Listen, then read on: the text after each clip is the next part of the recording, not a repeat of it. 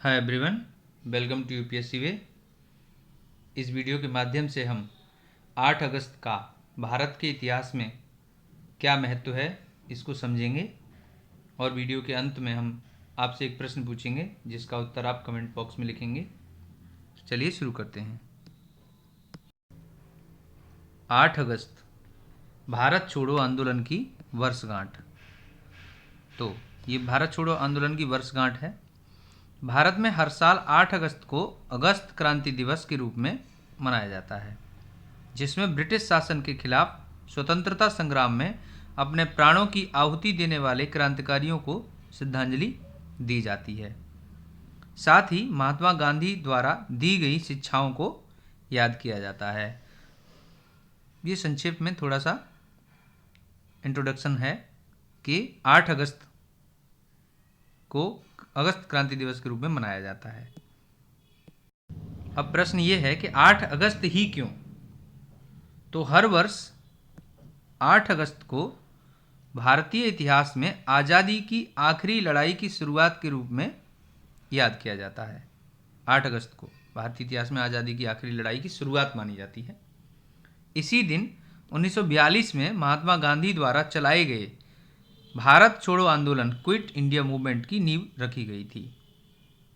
आज़ादी के बाद से 8 अगस्त को क्रांति दिवस के रूप में माना जाता है और बॉम्बे में जहां इसे झंडा फहराकर शुरू किया गया था उसे क्रांति मैदान के रूप में जाना जाता है। अब आता है भारत छोड़ो आंदोलन। तो 8 अगस्त 1942 को महात्मा गांधी ने ब्रिटिश शासन को समाप्त करने का आह्वान किया और भारत छोड़ो आंदोलन शुरू किया।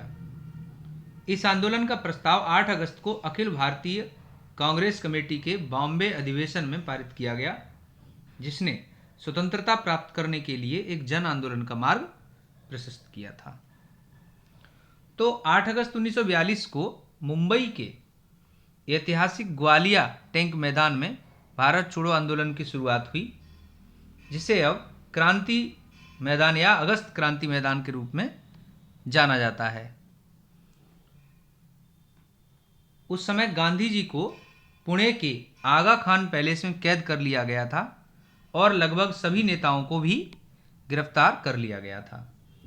ऐसे में युवा नेता अरुणा आसिफ अली ने 9 अगस्त को मुंबई के ग्वालियर टैंक ग्राउंड में ही तिरंगा फहराकर भारत छोड़ो आंदोलन का झंडा बुलंद किया। अब हम बात करते हैं भारत छोड़ो आंदोलन के कारण। क्या क्या कारण थे जिससे भारत छोड़ो आंदोलन शुरू हुआ? तो सबसे पहला जो कारण है वो है क्रिप्स मिशन से निराशा। यानी भारतीयों के मन में यह बात बैठ गई थी कि क्रिप्स मिशन अंग्रेजों की एक चाल थी जो भारतीयों को धोखे में रखने के लिए चली गई थी। क्रिप्स मिशन की असफलता के कारण उसे वापस बुला लिया गया था। दूसरा कारण है बर्मा में भारतीयों पर अत्याचार। बर्मा जो आज का म्यांमार है, म्यांमार यानी बर्मा में भारतीयों के साथ किए गए दुर्व्यवहार से भारतीयों के मन में आंदोलन प्रारंभ करने की तीव्र भावना जागृत हुई। तीसरा कारण है कि ब्रिटिश सरकार की घोषणा। अब ये क्या घोषणा की? 27 जुलाई 1942 को ब्रिटिश सरकार ने एक घोषणा जारी कर यह कहा कि कांग्रेस की मांग स्वीकार की गई तो उससे भारत में रहने वाले मुस्लिम तथा अछूत जनता के ऊपर हिंदुओं का आधिपत्य हो जाएगा। इस नीति के कारण भी भारत छोड़ो आंदोलन आवश्यक हो गया था। अगला कारण है द्वितीय विश्व युद्ध के लक्ष्य की घोषणा। ब्रिटिश सरकार भारतीयों को भी द्वितीय विश्व युद्ध की लड़ाई में सम्मिलित कर चुकी थी, परंतु अपना स्पष्ट लक्ष्य घोषित नहीं कर रही थी। यदि स्वतंत्रता एवं समानता के लिए युद्ध हो रहा है तो भारत को भी स्वतंत्रता एवं आत्मनिर्णय का अधिकार क्यों नहीं दिया जाता? तो यह मामला यह था कि वो अपना लक्ष्य स्पष्ट नहीं कर रहे थे। अगला कारण हो सकता है आर्थिक दुर्दशा। अंग्रेजी सरकार की नीतियों से भारत की आर्थिक स्थिति अत्यंत खराब हो गई और दिनों दिन स्थिति बदतर होती जा रही थी। एक अन्य कारण यह था जापानी आक्रमण का भय। द्वितीय विश्व युद्ध के दौरान जापानी सेना रंगून तक पहुंच चुकी थी। लगता था कि वे भारत पर भी आक्रमण करेंगी। भारतीयों के मन में यह बात आई कि अंग्रेजी सेना जापानी सेना का सामना नहीं कर सकेंगी और इसलिए उन्हें यह जापानी आक्रमण का भय था। तो भारत छोड़ो आंदोलन के ये कुछ कारण थे।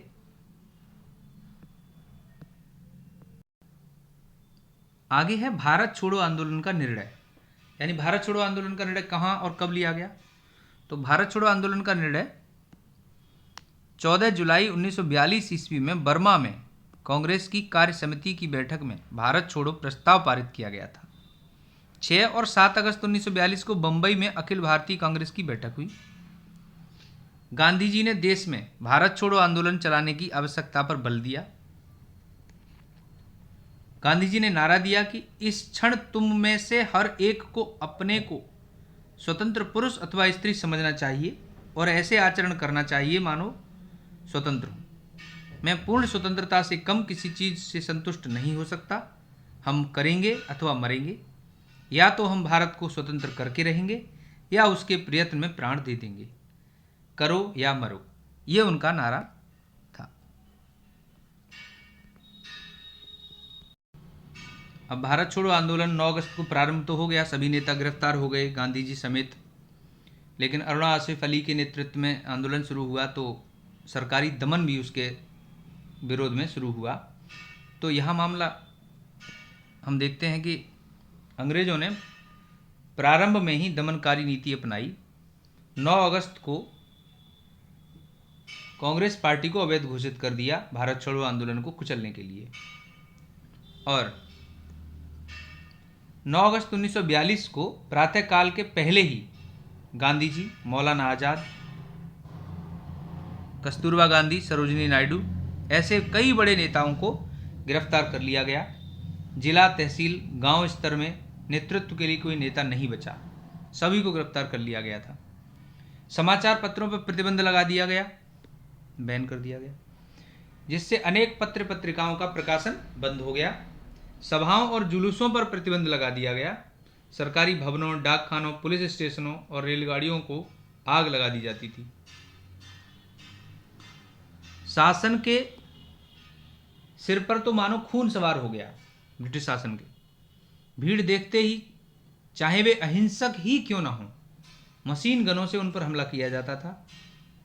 और इस सरकारी दमन में लगभग 10,000 लोग मारे गए और कई लाख लोग घायल भी हो गए थे।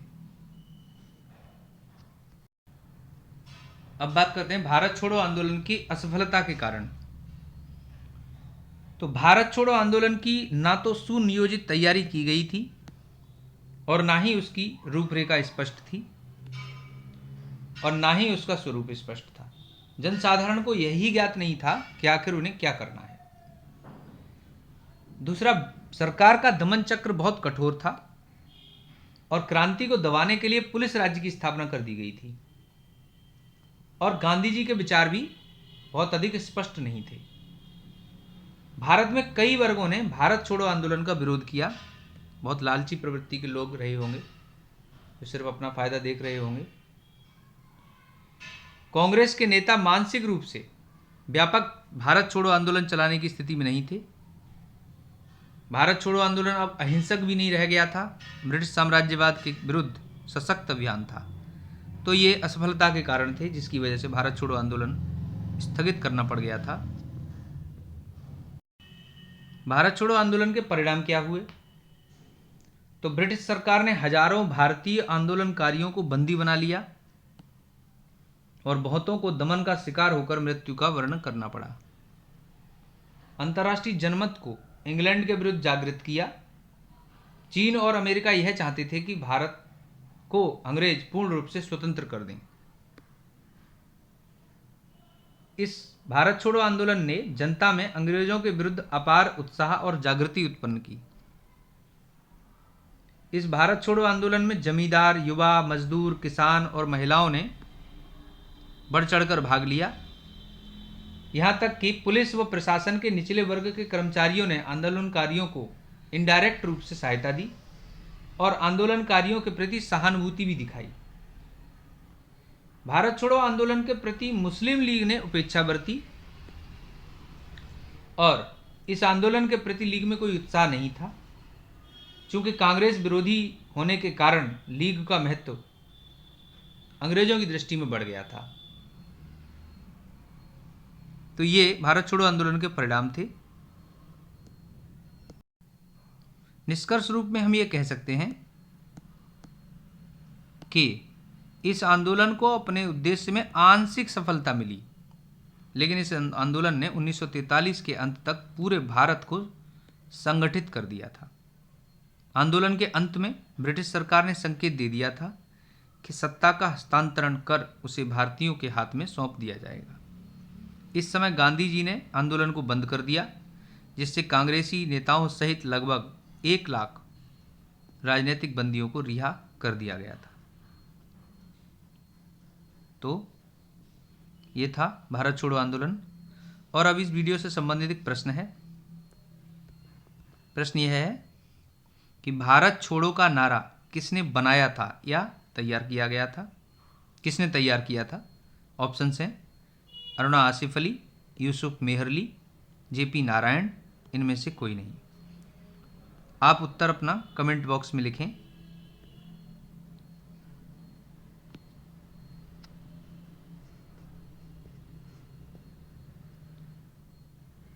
तो प्रिय व्यूअर्स, यदि आपको यह वीडियो अच्छा लगा है तो इसे लाइक करें, शेयर करें और चैनल को सब्सक्राइब करें।